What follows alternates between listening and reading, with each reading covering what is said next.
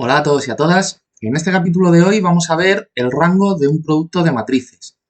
Si vais siguiendo el hilo de los vídeos que voy subiendo, pues acabáis de ver que hemos terminado la lista de cálculo multivariable y antes de ponerme con los temas de física, pues quería completar un poco más la lista que tengo de álgebra lineal. No sé en qué momento estaréis viendo estos vídeos, pero bueno, a día de hoy que lo estoy grabando, considero que antes de tirarme a la piscina, de meterme ya en temas de física complejos en cuanto a matemáticas, pues necesito completar esta lista, la de álgebra lineal. Así que este capítulo continúa al capítulo de rango fila igual a rango columna y lo subo con la motivación de unos capítulos más tarde demostrar que el determinante de un producto de matrices es igual al producto de los determinantes de cada una de ellas individualmente. Así que este vídeo que os digo, el de rango fila igual a rango columna, con este de aquí, el de rango de un producto de matrices, con otro que voy a subir que va a ser las matrices elementales, pues juntos nos darán las nociones que necesitamos para demostrar esa propiedad de los determinantes. Que si habéis visto también, le habéis echado un ojo a la lista de álgebra lineal, habéis visto que tengo un capítulo en el que hablo ya del determinante de una matriz, además bastante extenso porque comento todo. Y luego otro que son las propiedades de los determinantes. Lo que pasa es que en ese capítulo solo demostré el caso particular del determinante de un producto de matrices de dimensión 2, o sea, de matrices cuadradas de orden 2, de dos filas, dos columnas. Porque para demostrar el caso general, pues necesitamos todos estos vídeos que voy a subir. Así que bueno, vamos a comenzar ya con este. Para demostrar el rango de un producto de matrices, primero vamos a partir de una matriz A que pertenece al cuerpo de las matrices de n por m. Por lo tanto, vamos a poner aquí pues una matriz general de este tipo, como puede ser esta de aquí, ¿vale? O sea, repito, esta matriz es de n filas por m columnas. Y lo que podemos notar es que, bueno, si ya habéis visto el capítulo que os digo de rango fila igual a rango columna, pues es que nosotros podemos coger cada una de las columnas de una matriz e interpretarlas como vectores. Entonces, esta primera, pues por ejemplo, lo que será es un vector, pues como es la matriz A, vamos a llamarle el vector A, A sub 1. Vamos a, de forma genérica, vamos a llamarlos los A sub j, más que nada porque cuando definimos un elemento genérico de una matriz, pues por ejemplo un elemento por aquí, el que sea, pues a ese elemento suele llamársele elemento de la fila iésima y la columna jésima. Entonces, como vamos a hacer referencia a que las columnas de esta matriz son vectores, pues un vector genérico o arbitrario de esta matriz A, pues será el A sub j. Entonces, siguiendo este mismo razonamiento, pues tendremos por aquí esta segunda columna que podremos definirla como el vector A sub 2 y hasta que lleguemos a la última, que será la columna mésima, ¿vale? Porque esta matriz tiene m columnas, pues este será el vector A sub m. Por lo tanto, vamos a ponerlos cada una de estas columnas vistas como un vector explícitamente por aquí a la derecha. Muy bien, pues otra cosa que notamos es que cada uno de estos vectores, que son las columnas de esta matriz A, pues tienen n componentes, pues porque la matriz A tiene n filas. O sea, si venimos por ejemplo, al vector columna A1, pues tiene el elemento 1, el elemento 2 y el elemento n. Y lo mismo pasa con el resto de columnas, van hasta un término enésimo. Y eso lo que quiere decir es que estos vectores pertenecen a un espacio de dimensión n. Pues ese espacio vamos a llamarle el espacio vectorial de las matrices columna de dimensión n. Así que nos venimos por aquí y decimos que los vectores A sub j, que no dejan de ser las columnas de la matriz A, pues pertenecen a un espacio vectorial, vamos a llamarle V, pero no un espacio vectorial cualquiera, sino un espacio vectorial que nos genera las columnas de la matriz A, por lo tanto vamos a ponerle aquí una C, y este espacio tiene dimensión n, o sea que podemos ponerlo como es común poner la dimensión de los espacios vectoriales, que es aquí arriba como si fuera un exponente, no es un exponente, digo como si fuera, pues le ponemos aquí la n. Pues esto implica que en este espacio columna de dimensión n tiene que existir al menos una base, o sea, en realidad existirán infinitas, pero nosotros vamos a seleccionar una, que sea la que nos genere cada uno de estos vectores a sub j. Así que esa base, pues precisamente para cumplir la definición de base de un espacio vectorial, pues tienen que ser vectores linealmente independientes y generadores del espacio. Por lo tanto, diremos que una base del espacio columna estará formada por un conjunto de vectores que vamos a llamar el E sub 1, el E sub 2 y así hasta que número, pues como tiene dimensión n, pues hasta el E sub n. Esto implica que, bueno, que esta implicación es un poco redundante, pero es que quiero que quede bastante claro que la dimensión de la envolvente lineal de esta base, o sea, la envolvente lineal o el recubrimiento lineal, que también se le llama, pues es el espacio que son capaces de generar unos ciertos vectores. Entonces, estos vectores que tienen cada uno dimensión n y que aparte son n vectores, pues generan el espacio columna de dimensión n.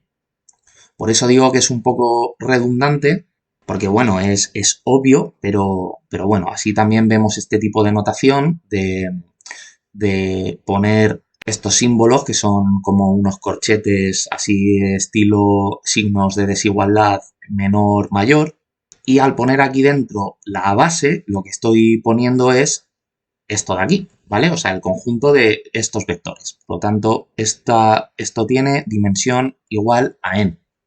Por aclarar un poco más, esto lo único que significa es que pues yo puedo coger un vector, por ejemplo el a sub 1, y esto lo que quiere decir es que cada elemento de esta matriz columna lo que son los coeficientes que acompañan a esta base. O sea, esto no es más que a sub 1 es un vector con a sub 1, 1 de primer coeficiente por el vector E1 más el a sub 2, 1 por el E2 más así hasta el último, que es el a sub n1 y este iría pues por el e sub n.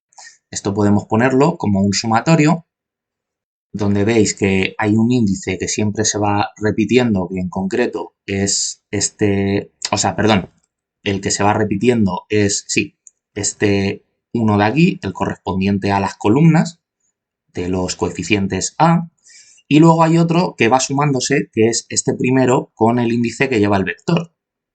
¿De acuerdo? ¿Veis? Va primero 1, luego 2, así hasta el término n. Por lo tanto, este sumatorio irá hasta n y el índice mudo sobre el que se suma, pues vamos a llamarle k, empieza en el 1, y esto lo que es, pues es un término a sub k1 por el vector e sub k, donde, bueno, también me veis que no le he puesto a estos vectores la rayita aquí arriba, es simplemente por vaguería, ¿vale? Por ahorrar tiempo, pero esto en realidad pues es un vector, ¿vale? Entonces podríamos poner cada una de las columnas de la matriz A puestas de esta forma una vez hemos definido una base del espacio columna que genera todas ellas. Y además notáis que después de llevar a cabo este sumatorio, pues el índice k como es mudo desaparece, pero este 1 permanece y es el número que nos va a identificar la columna en concreto que estamos describiendo. Bueno, pues ahora vamos a poner cómo definiríamos el rango de la matriz A. Así que nosotros ya hemos visto que el rango pues, es una función que se aplica sobre una matriz y lo que nos está devolviendo es el número de columnas o de filas, porque vimos en el capítulo anterior en la lista a este, que os he comentado al principio de este vídeo, que da igual, ¿vale? O sea, el rango de una matriz, el rango fila es igual al rango columna, y es el número de filas o columnas que, interpretadas como vectores, son linealmente independientes. O sea que eso podemos traducirlo también de esta forma, decir que el rango de la matriz A es igual a la dimensión de la envolvente lineal que forman los vectores columna. O sea, la dimensión del conjunto de vectores A1, A2, así hasta el vector AM, porque las columnas van hasta M. Digo que es equivalente estas dos definiciones que os acabo de dar para el rango, pues porque imaginaos que, por ejemplo, el vector, imaginaos que tuviéramos aquí en este, o sea, un caso particular, en el que tuviéramos, pues por ejemplo, solo estos dos vectores, el A1 y el A2. Entonces, imaginaos que el A2, por lo que sea, es un número multiplicado por el vector A1. Eso quiere decir que el vector A2 es linealmente dependiente del A1. Por lo tanto, un vector que es linealmente dependiente de otro, a la hora de querer generar un espacio, no puede, porque esto es como decir que tenemos un vector y que tenemos otro que lo que es proporcional a este. Entonces, a la hora de querer generar un espacio, con estos dos, pues solo podremos hacerlo o solo podremos generar un espacio vectorial de dimensión 1, porque este vector rosa es el amarillo dilatado. Por lo tanto, si el vector A2 es linealmente dependiente del A1, pues significa que aquí solo hay un vector linealmente independiente y el rango de A es 1.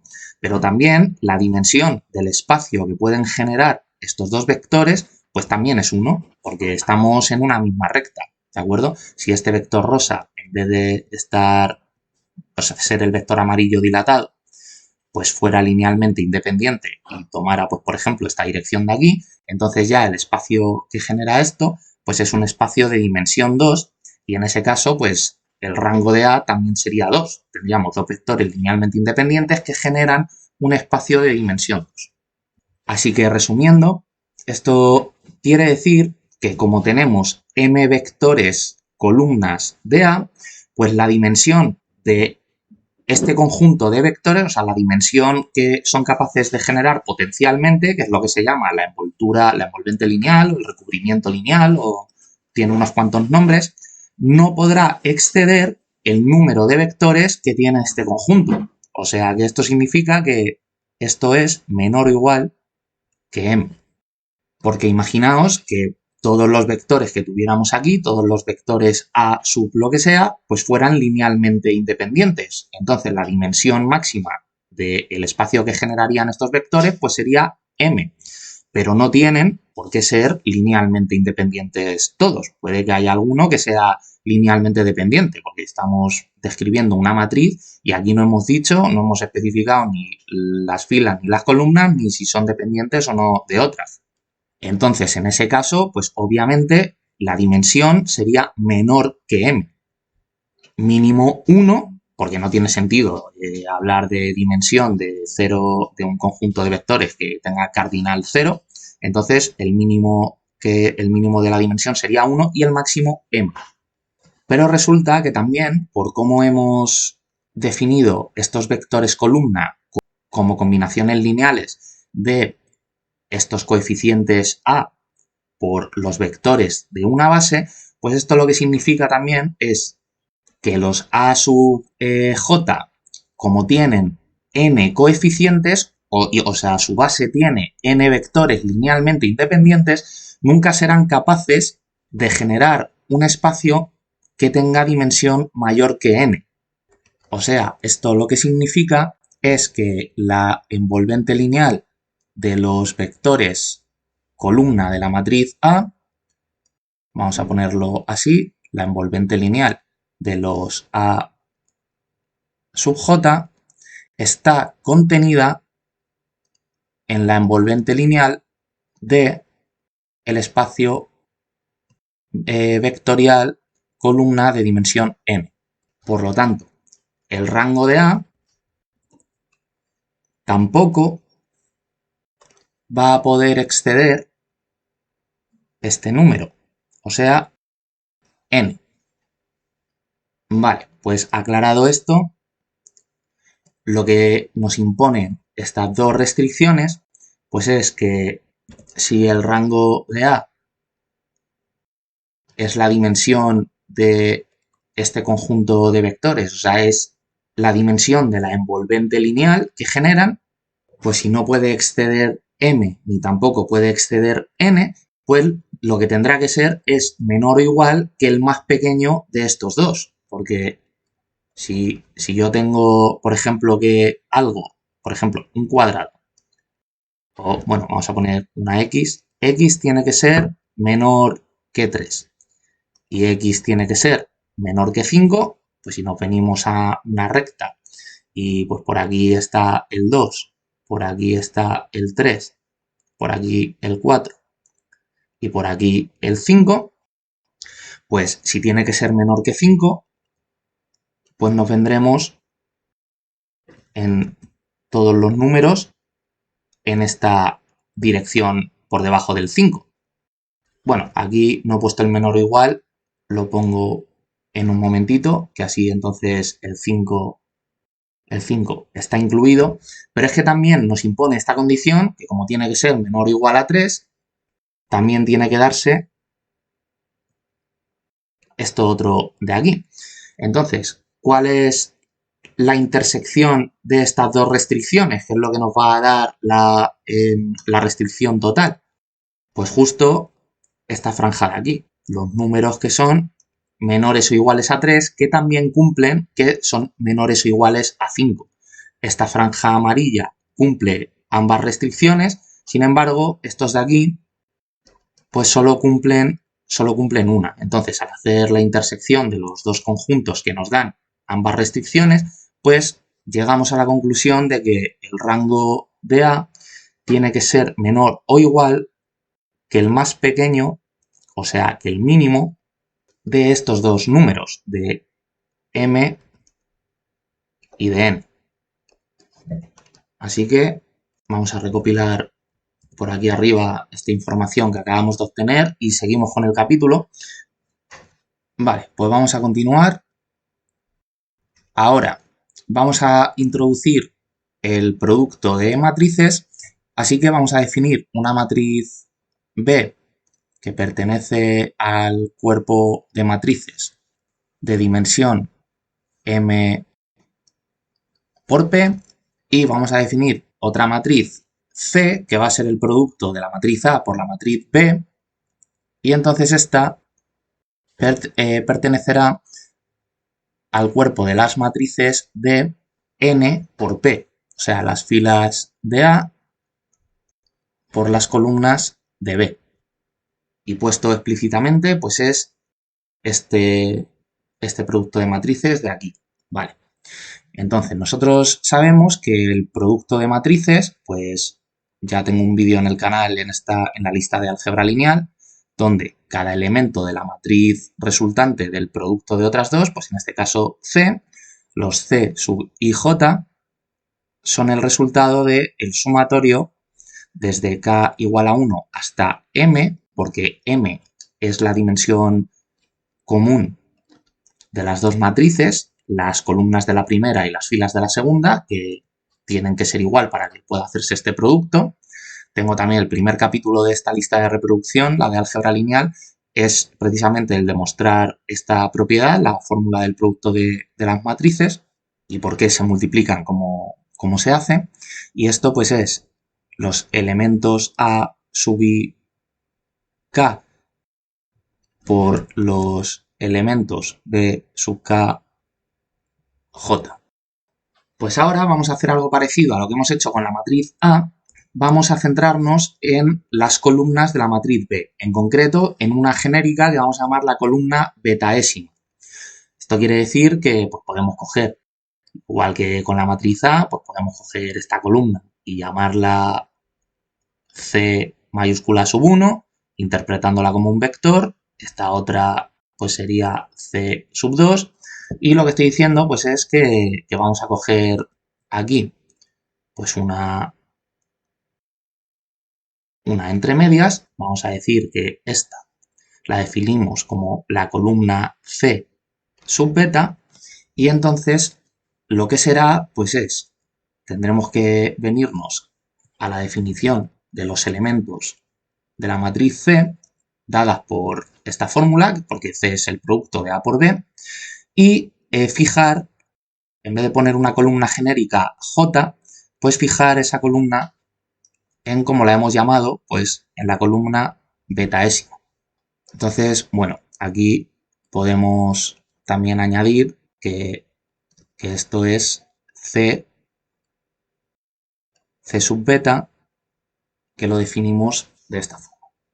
Entonces, ¿cómo serán los elementos de esta columna? Pues vamos a poner el primero y luego ya los otros los copio del tirón. Pues tendremos que ir pasando por, como beta, como la columna está fijada en beta, pues tendremos que ir pasando por todas las filas.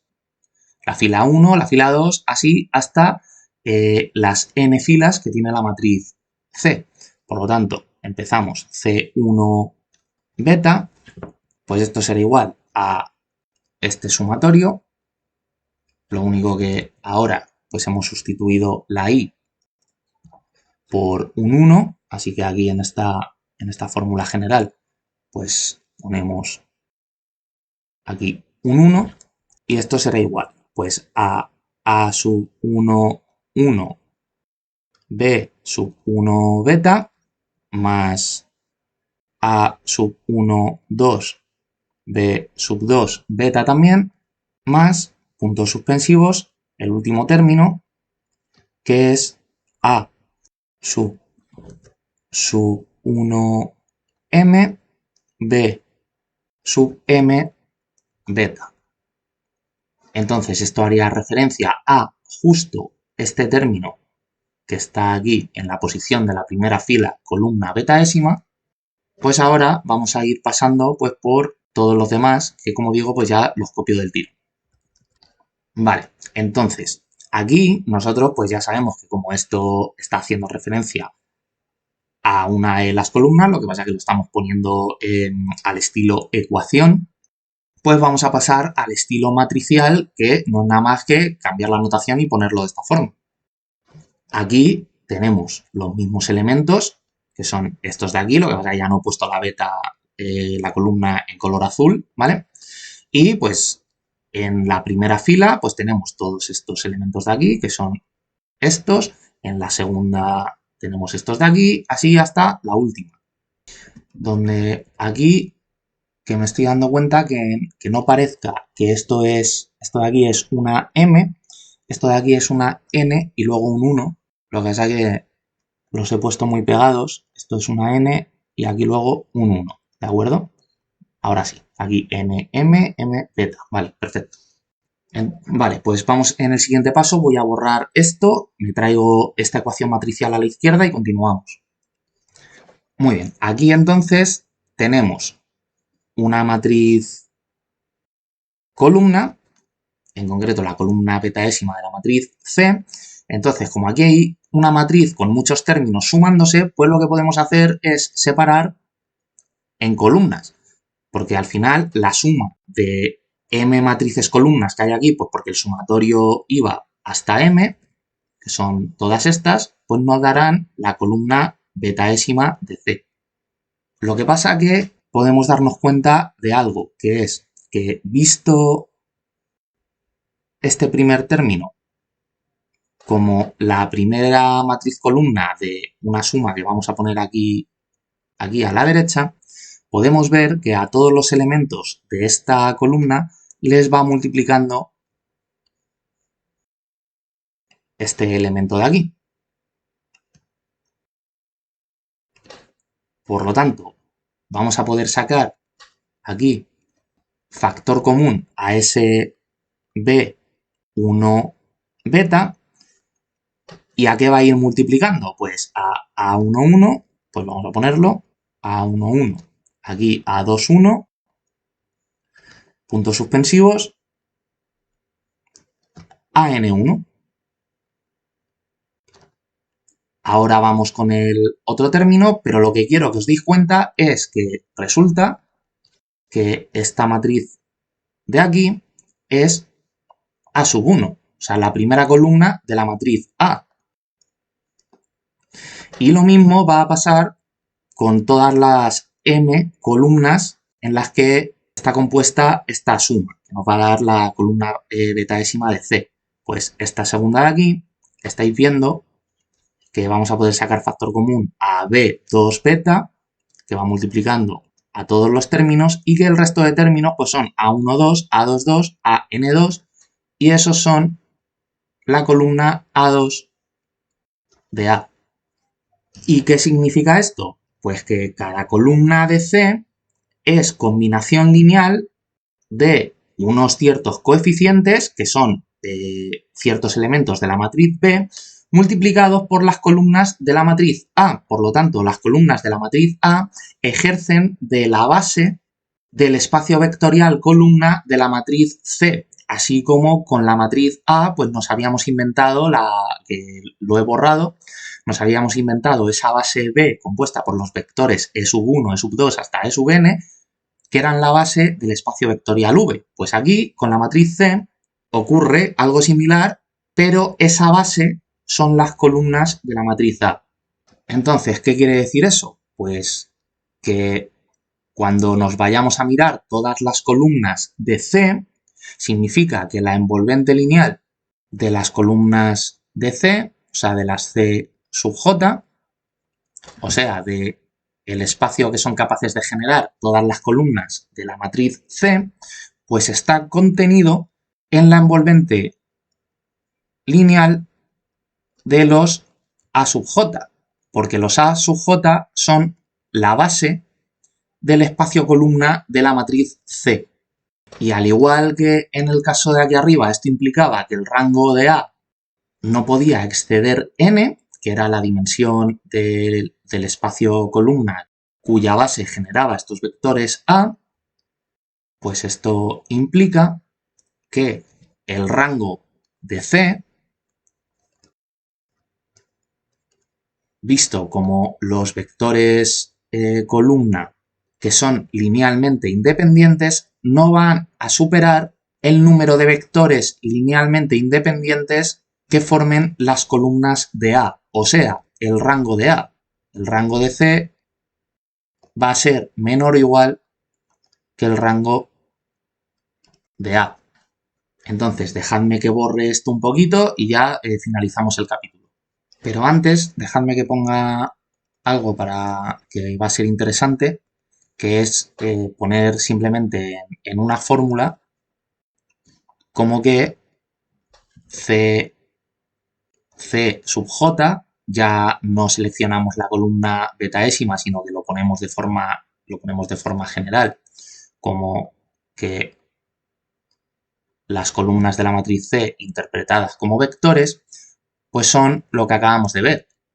Son combinación lineal de unos coeficientes por unos vectores base, siendo estos vectores base las columnas de la matriz A.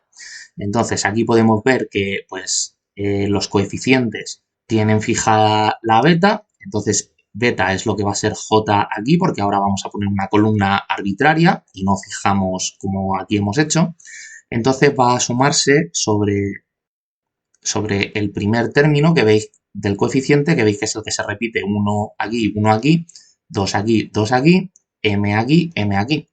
Así que este va a ser beta sub k beta sub k j por los a sub k. Entonces esto va a ir de k igual a 1 hasta m. Y esto se interpreta pues como que estos son coeficientes y estos son vectores, ¿vale? Podríamos poner aquí pues perfectamente a esta A una raya de vector arriba y a esta C entonces igual. Muy bien, pues aquí ya he dejado todos los ingredientes para terminar con la demostración. vamos a partir de que hemos llegado a que el rango de C no puede exceder el rango de A. Lo que pasa que el rango de C, como C es A por B, pues vamos a ponerlo explícitamente, que es que el rango de A por B es menor o igual que el rango de A. Vale, entonces vamos a borrar esto que no nos va a hacer falta y va a ser muy importante recordar de forma simbólica esto de aquí, que es que el rango de un producto de objetos matemáticos, en este caso matrices, es menor o igual que el rango del primer factor del producto de los dos, ¿vale? O sea, el que viene aquí primero, o sea, esto si lo pusiéramos de forma simbólica, como que el rango de un cuadrado por un triángulo, en el caso de que se pudiera hacer el producto de estas dos cosas, ¿vale? Sería menor que el rango del cuadrado, que ahora más adelante pues nos va a hacer falta. Bueno, entonces vamos a partir de otra propiedad que nosotros ya conocemos, que es la traspuesta de un producto de matrices. O sea, nosotros lo que sabemos es que por las propiedades del producto y de la traspuesta, pues A por B es igual que transponer dos veces este producto, porque la traspuesta de la traspuesta nos devuelve la matriz original. O sea que si tenemos A por B traspuesta y luego aparte nosotros transponemos, pues esto es igual al producto original. Entonces, A por B traspuesta, pues es B traspuesta por A traspuesta. Esto ya no me detengo a comentarlo, ¿vale? Al hacer la traspuesta de un producto de matrices, pues ocurre esto. También lo tengo demostrado en un vídeo de esta lista y queda así. Vale, entonces vamos a venirnos ahora a rango de A por B y vamos a ponerlo como acabamos de ver que es equivalente poner el producto de A por B. O sea, como B traspuesta por A traspuesta, todo ello traspuesto. Por lo tanto, esto es igual a rango de B traspuesta por A traspuesta, todo ello traspuesto. Y ahora vamos a utilizar otra propiedad que fue la que vimos en el capítulo anterior a este en la lista, que os digo, que fue la de que el rango columna de una matriz pues es igual a su rango fila. Entonces, esto lo que quiere decir es que como al transponer las filas pasan a ser columnas y las columnas pasan a ser filas, significa que el rango de A traspuesta es igual al rango de A. Entonces, esta propiedad vamos a aplicarla aquí, porque aquí tenemos una matriz. A esto pues podemos llamarlo la matriz H, por ejemplo, que está traspuesta. Por lo tanto, el rango de una matriz traspuesta pues es igual al rango de la matriz sin transponer. O sea, esto tiene que ser igual al rango de B traspuesta por A traspuesta. Y aquí es donde vamos a usar la propiedad esta de los cuadrados y los triángulos que os decía antes de forma simbólica que representa esto de aquí, que es que el rango de un producto es menor o igual que el rango del primer factor de ese producto. Bueno, pues aquí tenemos el rango de un producto de cosas, por lo tanto, esto será menor o igual que el rango del primer factor, o sea, de B traspuesta. Y por esta segunda propiedad hemos visto que el rango de una matriz traspuesta es igual que el rango de la matriz sin transponer. Así que esto es igual al rango de B. Vale. Entonces, a lo que hemos llegado es a que el rango de A por B tiene que ser menor o igual que el rango de B. Pero nosotros también teníamos que el rango de A por B era menor o igual que el rango de A. Así que como tienen que cumplirse estas dos condiciones a la vez, pues hacemos lo mismo que hemos hecho al principio cuando os he puesto el ejemplo de el 2 y el 5, o del 3 y el 5, que no me acuerdo. El rango de A por B tendrá que ser menor o igual que el mínimo de estos dos de aquí.